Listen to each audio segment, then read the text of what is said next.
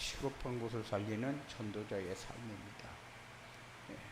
우리는 어떤 방법으로 어떻게 사느냐, 그게 중요한 것이 아니라 전도자의 삶을 어떻게 사느냐, 그것이 중요합니다. 가정에서 부부가 사이가 좋으면 자녀들은 정서가 안정된 집에서 자랐다, 이렇게 얘기를 합니다. 부부가 사이가 좋으면은 행복한 가정이 만들어집니다. 브레스가 부부가 하나 되어서 바울을 섬길 때에 바울이 힘을 얻고 세계 복음화하는 주역으로 쓰임받을 수가 있었어요. 그러니 평안하게 인도받을 수 있는 삶이 우리에게는 중요하다. 그래서 행복한 가정은 모든 삶의 원동력인데, 어떻게 하면은 행복한 가정을 만들어갈 수가 있느냐?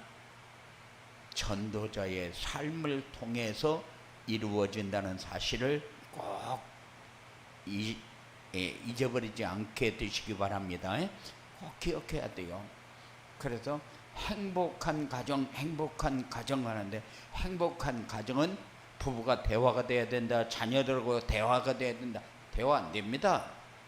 절대 대화 안 됩니다. 영적으로 가지고 있는 게 달라요, 근본적으로. 그래서 아무리 이해하고 화합하고 양보하고 뭐 별거 다 하려고 해도 한계에 딱딱 부딪혀요. 그게 부부 관계예요. 그런데 거기서 양쪽 영향을 가지고 태어난 자녀는 거기에 또 지식을 가지고 삶에 적용을 합니다. 그렇기 때문에 부모가 가지고 있는 지식하고 자녀들이 가지고 있는 지식하고는 또 달라요. 생각하는 것도 다릅니다. 그런데 화합을 할 수 있다, 그거는 절대 불가능해요. 그런데 가능한 방법이 전도자의 삶이다. 자녀도 전도자의 삶, 부모도 전도자의 삶. 그러면은 100% 소용, 양보, 갈등 다 해소될 수 있어요. 그러니까는 그런 소리 하지마, 잔소리 내가 알아서 해, 이런 말은 우리가 안 쓰는 게 좋아요. 그럼 뭔 일이 생기면은 성령의 인도 받읍시다, 이렇게 하는 게 가장 맞는 말이에요. 그래서 우리는 어떤 상황이 와도 전도자의 삶에 놓고 방향을 맞추게 되면은 우리가 안 되어져서 문제 되어질 수는 있지만은 말씀을 붙잡고 따라만 가면은 역사는 하나님이 한다. 그래서 237 전도를 위해서 시급한 곳이 어디냐, 이렇게 할 때에 첫째가 나를 찾으라고 그랬어요. 둘째는 뭐요? 나의 것을 알고 누리라고 그랬어요. 세 번째는 뭐요? 나에게 주신 현장을 알고 살리라고 그랬어요. 그러려면 어떻게 해야 하느냐? 내 속에 있는 불신앙 버려라. 우리에게 있는 불신앙이 뭡니까? 안 된다는 거죠. 안 된다는 거죠. 그리고 나와 함께하는 그리스도를 증거해라. 그리고 그 그리스도의 이름으로 기도의 축복을 누려라. 그러면 우리에게 나의 주인이 누구인 줄 알게 되고, 주인을 찾으면은 모든 삶이 행복하게 되고, 하나님이 나에게 주신 것을 알고 누리게 되면 하나님이 나에게 주신 현장이 살아나서 전도가 되고 제자가 세워지는 이런 축복을 누리게 된다. 이렇게 우리에게 말씀을 주셨어요. 말씀은 왜 주시느냐?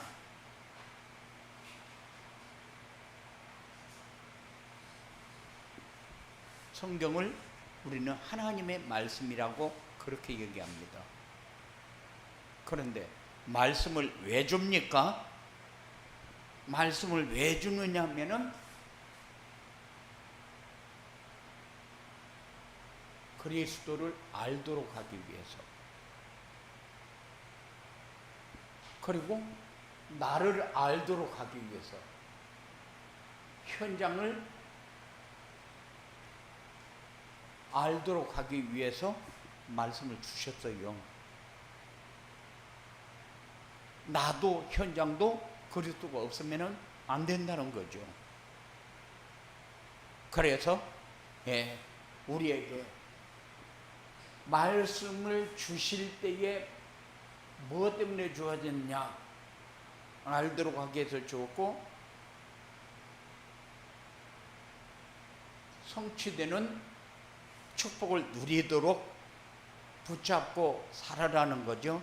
그것이 전도자의 삶 아니요.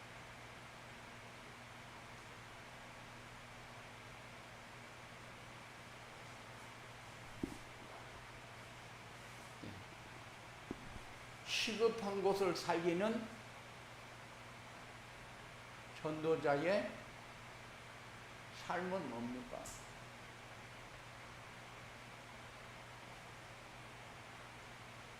시급한 곳을 살리는 전도자의 삶은 영적으로 나를 살리는 거다. 가장 시급한 곳이 어디입니까? 나 살리는 거예요. 나 살리는 거. 나를 뭐 가지고 살립니까? 그리스도 아니면은 살릴 수 있는 길이 없어요.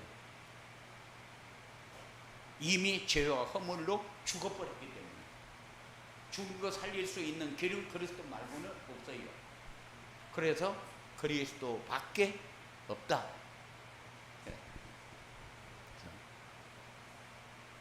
그래서 시급한 곳이 어디냐? 나다. 나를 바꾸려면 어떻게 해야 되느냐? 영적 상태가 살아나야 된다. 그리고 운명에서 해방된 나를 찾으면은 하나님이 나에게 주신 것이 보인다. 하나님이 나에게 주신 것이 안 보이면은 소용없잖아요. 소경이잖아요. 그러니까 세상 사람들이 살아가는데 자기네들은 뭐 시력이 얼마 2.0 개서도 눈이 안 열리면 소경이요. 소경이요. 영적인 눈이 안 열리고 육적인 눈만 열려가 있잖아요. 육적인 눈은 뭐요? 먹고 입고 자고 마시고 뭐 그런 것밖에 없잖아요. 그런데 그것 가지고 우리 인생을 돌볼 수 있느냐? 없어요. 그래서 하나님이 나에게 주신 것이 보이게 되려면 눈이 열려야 되는데 이게 어떤 눈이요? 영적인 눈이요. 그러니 사람들은 영적인 눈 하면은 기도하다가 뭐가 막 깨달아지고 이런 것이 영적인 눈인 줄 아는데 그게 아니요. 영적인 눈이라는 것은 말씀이 깨달아져서 보여지도록 해요. 영적인 하나님과의 관계가 열려지는 거예요. 그리고 영적으로 나를 살리게 되면은 현장이 살아나는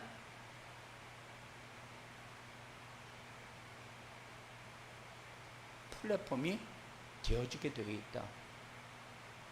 플랫폼은 설명하지 않아도 그냥 세워놓기만 하면 찾아오는 거예요. 저 외진곳에 광명역을 딱 세워놨어요. 안 찾아갈 수가 없어요. 그죠? 그걸로 안 가면은 영등포역으로 가든지 서울역으로 가든지 우리의 필요를 채우기 위해서 찾아가는 곳이 플랫폼이요. 그러니까는 영적으로 시달리는 사람이 질병에 걸린 사람이 찾아가는 곳이 자기 필요가 채울 수 있는 곳을 찾아간다. 그리고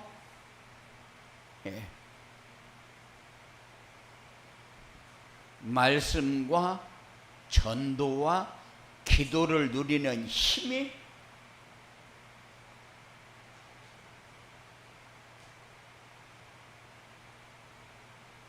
강하게 된다.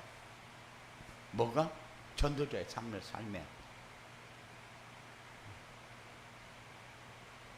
그런데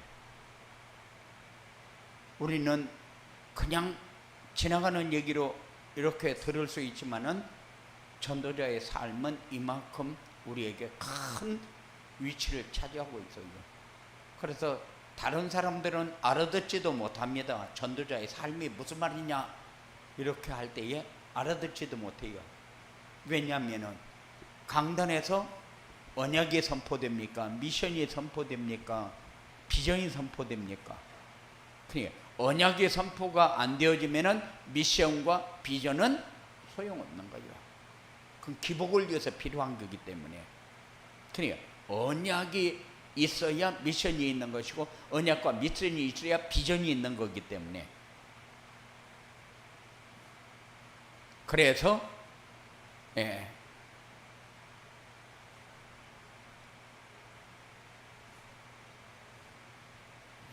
말씀을 붙잡고 성삼위 하나님을 누리게 되면 어떻게 되느냐? 망대가 세워지게 된다. 그럼 망대는 뭐요? 망대는 제자요. 빛을 비출 수 있는 제자. 그러니까는 쉽게 말하면 다른 사람들이 나를 보면서 저 사람 예수 믿는 사람이구나 보여지는 삶. 그래, 내가 예수 믿으라고 얘기해야 예수 믿는 사람입니까? 아니요. 가만히 있어도 나를 바라보고 예수 믿게 되어지는 것. 그런 삶이 여러분들에게 꼭 되어지기 바랍니다. 그리고 힘이 있으면은 순례의 길을 가게 되어 있다. 순례의 길이 무슨 길이게? 사람 살리는 길이요. 영혼을 살리는 길이요. 하나님이 예비한 사람 만나서 그 사람이 살 수 있도록 우리가 움직이면서 현장을 살릴 수 있는 삶의 순례의 길이요. 그리고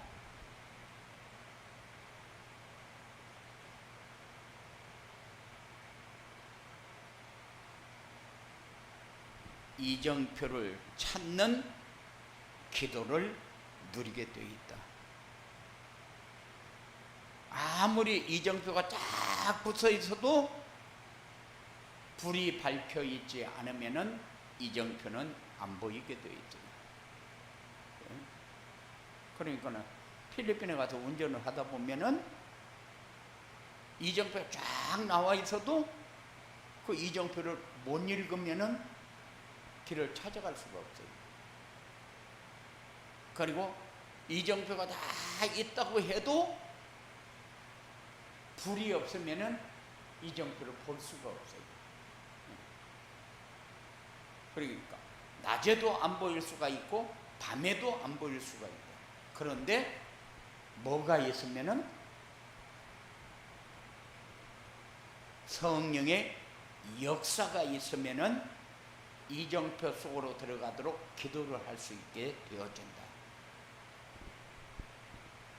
그리고 전도자의 삶이 뭐냐?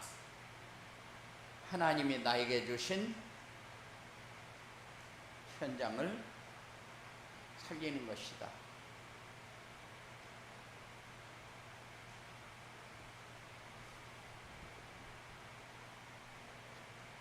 복음을 누리게 되면은 가정이 살아납니다. 현장을 어디 보고 현장이라고 합니까? 내가 시간을 가장 많이 할애해서 내 삶을 삶의 시간을 가장 많이 투자하는 곳이 현장이요. 그럼 현장이 어디요? 가정이요. 첫째가 가정이요. 둘째가 직장이요. 셋째가 교회요.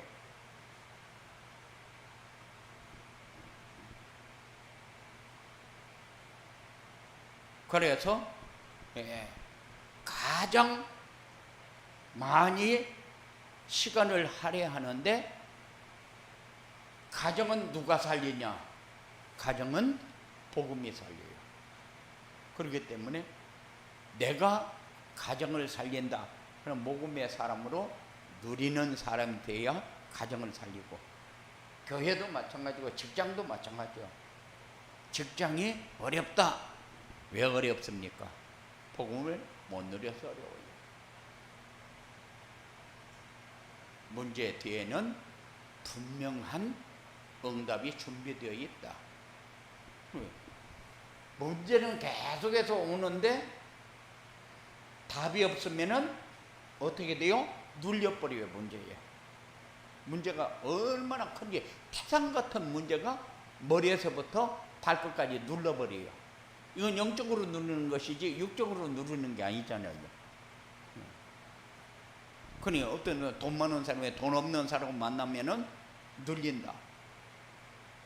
또 많이 배운 사람에게 일자 무식, 난 놓고 기억자도 모르는 사람이 그 앞에 있으면은 눌리는 거죠.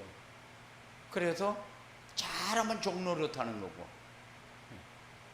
그런데 뭐가 없어서 눌려요? 지식이 없어서 눌립니까? 그렇지 않아요. 영적인 힘이 없어서 눌리는 거죠. 이건 육신적으로 누르는 것이 아니라 이것도 육적으로 눌리고 영적으로 눌리는 거죠. 그리고 우리는 교회의 현장이 우리에게 얼마나 중요하냐. 교회 현장은 우리 렘넌트도 살리고 기성세대도 살리고 현장도 살릴 수 있는 모든 에너지를 다 소화할 수 있는 곳이 교회예요. 그렇기 때문에 교회 현장을 우리는 소홀히 보면은 그건 신앙생활이 전혀 안 되어지는 사람이죠. 신앙생활이 안 되어진다는 것은 삶이 안 되어진다.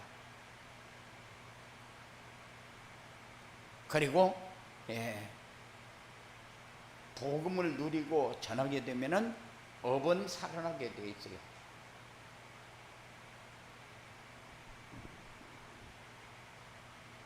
그래도 우리가 내가 한 사람이 거기 가서 일하고 있는데 업이 망하게 된다.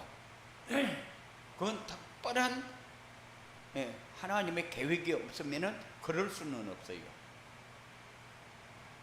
그런데 내가 그 직장에 들어갔는데 직장이 망하게 된다. 그러면은 네가 들어온 날부터 망하게 됐다. 너는 아주 재수없는 사람이다. 그런 얘기 옛날부터 많이 했어요. 어디에? 여자들이 시집 가면은 시집에서.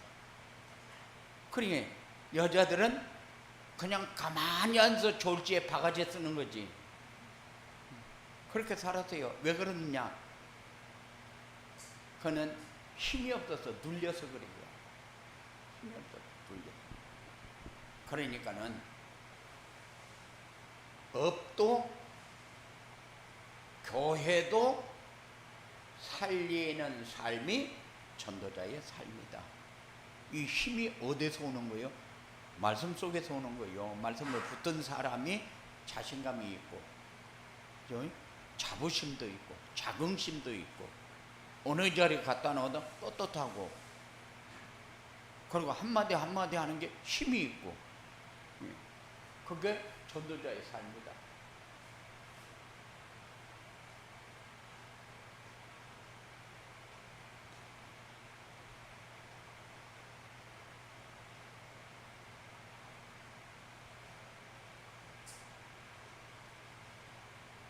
전도자의 삶을 살려면 어떻게 해야 되느냐? 전도자의 삶을 살려면은 변화산의 체험과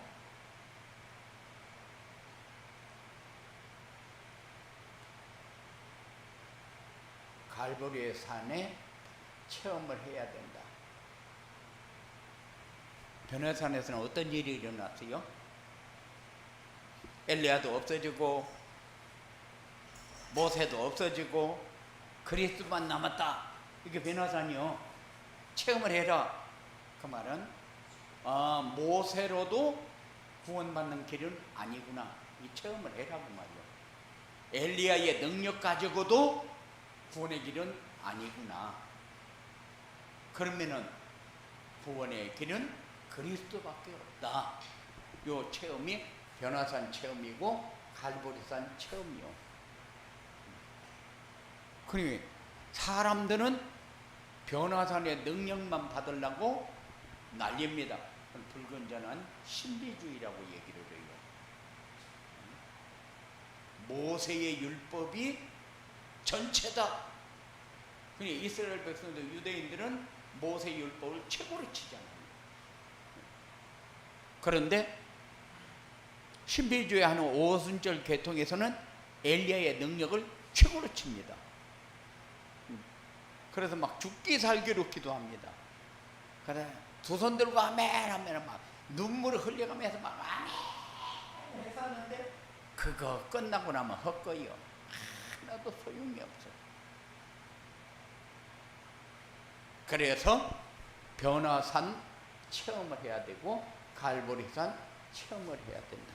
그리스도가 아니면 안 된다는 체험을 해야 되고 모세, 엘리야 가지고는 구원의 길이 아니라는 것을 확실하게 알아야 된다는 거죠. 오직 그리스도 아니면 안 된다니까. 그리고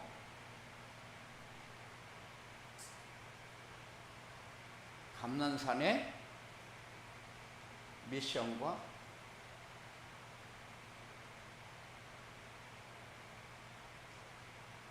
마가 다락방에 성령을 체험해야 돼요.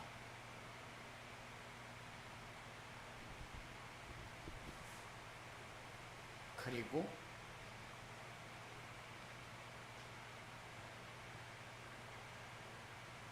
부활 메시지를 잡아야 돼요.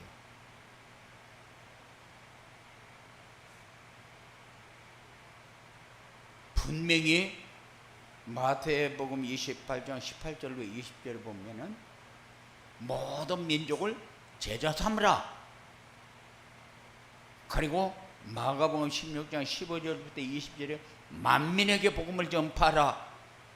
사도행전 1장 8절에 땅끝까지 증인이 되리라. 그 말이 무슨 말이요? 부활 메시지요. 부활 다음에 일어난 증거들이요. 그래서 하나님이 우리에게 미션을 주실 때에 아무 힘이 없으면 미션을 줘도 소용이 없어요.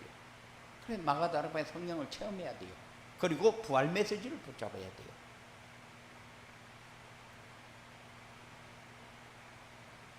부활 메시지를 붙잡지 않으면은 가서 제자 삼으라. 만민에게 복음을 전파하라. 땅끝까지 증인이 되리라. 부활 메시지가 아니면은 우리는 뭡니까? 예수님이 십자가의 죽음으로 끝나버려요.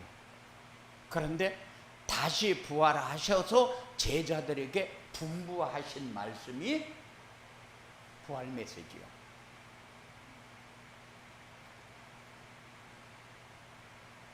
그리고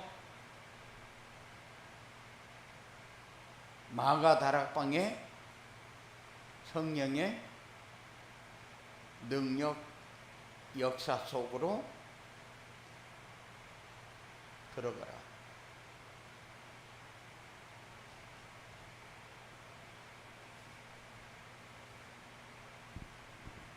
그래서 부활하신 주님의 약속을 붙잡고 집중했어요. 그게 사도행전 1장 1절부터 14절이요. 약속을 붙잡고 집중을 하는데 며칠을 집중했느냐, 그게 중요한 것이 아니고 하나님이 집중할 때 일어났던 역사들을 봐야 돼요. 그때는 10일 동안을 집중했는데 10일 동안에 어마어마한 체험을 다 하게 되잖아요. 마가 다락방의 역사. 그리고 사도행전 2장 1절부터 13절에 보면은 오순절 날이 이미 이름에 약속한 성령이 하늘로부터 불같이 쏟아졌어요. 그리고 사도행전 2장 14절부터 47절 쭉 보면은 말씀 성취가 되어지고 제자가 일어나고 그리고 경제가 회복이 되어지고 매일 구원받는 사람들이 더해가는 역사가 일어납니다. 그래서 성령의 역사 속으로 들어가게 되면은 증거들이 오게 되어 있다. 이 증거가 뭐냐? 열매다. 그래서 우리의 삶의 열매는 내가 어떻게 살고 있는가의 증거다. 그리고 우리는 경제 때문에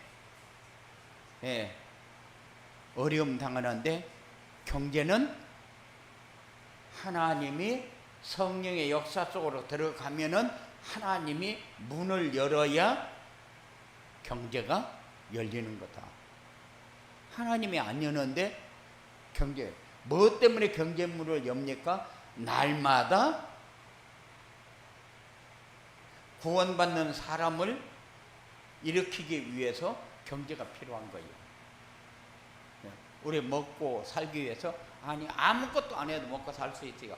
거제도 먹고 살고 옷 깨끗이 입고 도로무채 딱 쓰고, 그리고 나서 요새는 밥 퍼주는 데 가가지고 아침부터 가서 뱅글뱅글 깨끗이 입고 벤치에 앉아있다가 누웠다가 그러면서 시간 되면 딱 가서 줄 섰다가 제일로 맛있게 먹고 나와요.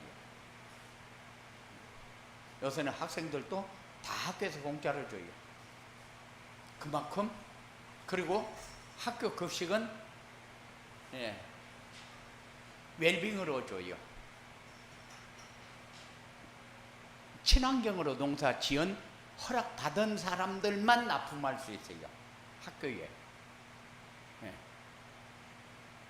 그런데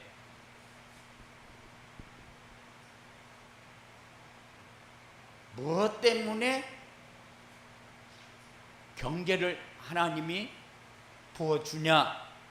날마다 구원받는 사람을 더하게 하기 위해서.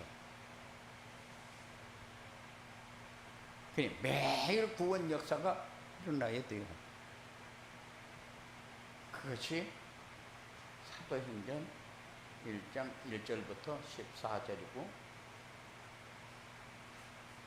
사도행전 2장 1절부터 13절이고 사도행전 2장 14절부터 47절까지요. 우리는 경제의 축복을 받으려고 하지 말고 받은 축복을 누리도록 기도해야 돼요. 받은 축복을. 안 주는 것을 가지고 더 내놓으라고 아무리 소리쳐봐야 소용없어요. 그것 보고 중언부언이라고 그래요. 쓸데없는 기도다 그 말이요. 나에게도 이만큼 주면은 이렇게 일할 수 있는데 무슨 나에게 이만큼 주면 일합니까? 내 믿음대로 일을 하고 내 믿음대로 헌금하는 거지. 그래서 항상 내 열매는 내 믿음에서 나오는 거다. 돈 많은 사람이 헌금 많이 합니까? 절대 그렇지 않아요. 믿음 있는 사람이 헌금하지 돈 많은 사람이 헌금을 하는 법이 없어요. 그래, 나에게 물질을 많이 주면 나도 헌금 많이 하겠습니다. 그게 안 돼요. 절대 안 돼요. 나 이렇게 하면은 이렇게 하겠습니다. 약속 지키는 사람 별로 못 봤어요.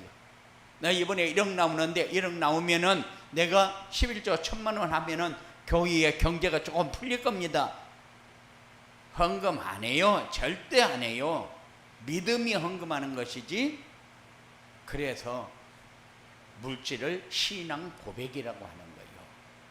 예. 록펠러 같은 사람은 얼마나 돈을 많이 법니까? 그런데 10의 9조를 내고 10의 1조 가지고 살잖아요. 10의 9조 내고 10의 1조 가지고 사는데 교회를 몇 교회를 세웠어요? 2,000교회를 넘게 세웠어요.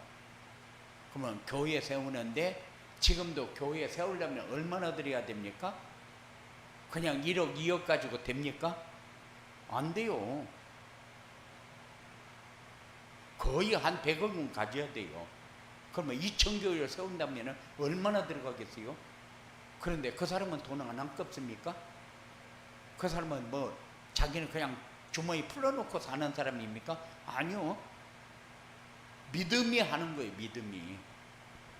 그래서 신앙 고백이라고 그렇게 얘기하는 겁니다. 물질은 신앙 고백이다. 믿음이 되는 만큼 주머니가 열리지 믿음이 되어지지 않는데 주머니가 열리는 법은 없다. 그래도 돈 많은 사람이 헌금 많이 하는 것이 아니라 믿음 있는 사람이 헌금 많이 한다. 항상 생각하면서 사시기 바랍니다. 그래서 우리는 기도 많이 하는 사람들이 뭔 기도를 많이 해요? 경제 문이 열리도록 기도 많이 해요. 그 다음에 하나님이 나에게 능력을 주시옵소서 그 기도를 많이 해요. 이거 다 중언부언하는 기도예요. 쓸데없는 기도 보고 중언부언하는 기도라고 그렇게 얘기합니다. 우리는 그런 기도 할래야 할 게 별로 없어요. 하려고 하다 보면은 미안하고 공연히 마음이 깨름직하니 하나님 미안해요. 또 내가 이 얘기했습니다. 이렇게 돼요.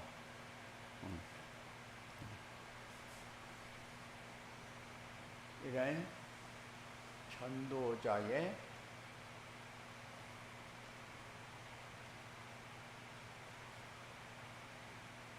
삶을 살면 어떻게 되느냐?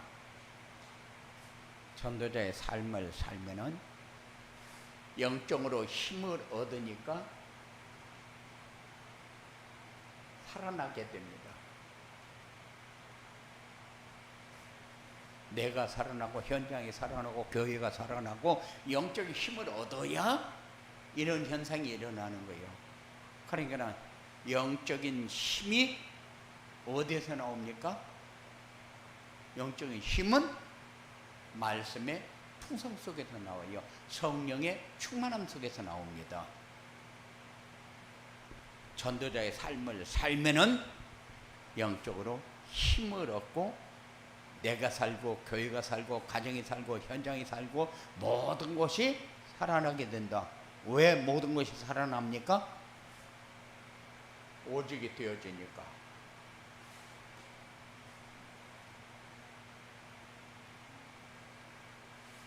그러면은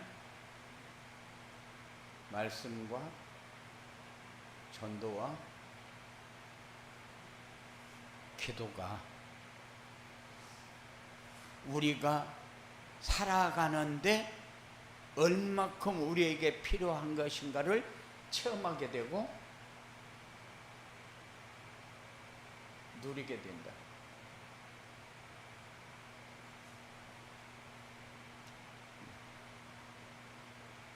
축복이라는 게 뭐가 축복이냐면은 내가 막 많은 것을 받아 잘 되어지는 것이 축복이 아니고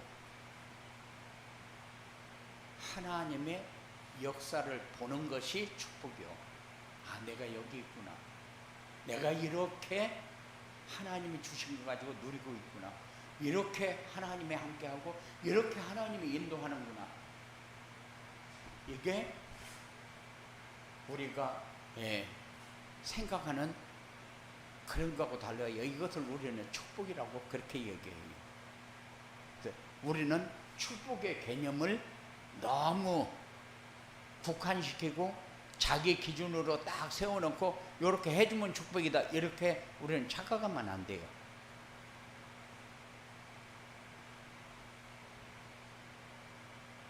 어떤 면으로 보면은 건강하던 사람의 건강을 잃어버렸다. 하나님은 나에게도 좀 건강의 축복을 주십시오. 그런데 아니요, 그게 축복이요. 왜냐? 하나님 바라볼 기회를 주고 응답의 문을 열어놓고 들어오기를 원하는 시간표니까 그 시간표를 우리가 하나님 앞에 잘 얘기하고 따라가면서 받아야 할 응답을 챙겨야 돼요. 하나님이 주신 건 내가 챙겨야지. 하나님이 주신 거라면 나 몰라, 그거 나 그거 필요 없다. 그리고 지 맘대로 가버리면은 그건 헛일이야. 그렇잖아요. 우리의 삶이 그래서 인생이 바뀌는 전도가 되고 제자가 세워지는 플랫폼과 안테나와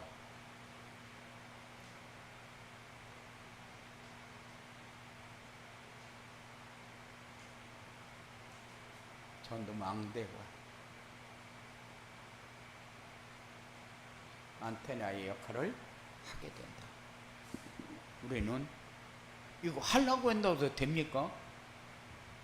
이번에 뭐를 통해서 망대를 세워야 되겠다. 저번에 저 대학 그 레드 페스티벌에서 오라고 그래서 갔더니만 이번에 망대 세우는 뭐를 하겠다는 거요. 그렇게 해가지고 이번 집회를 통해서 망대를 세우는 그 뭐를 하려고 한다고. 망대는 그렇게 세우는 것이 아니다.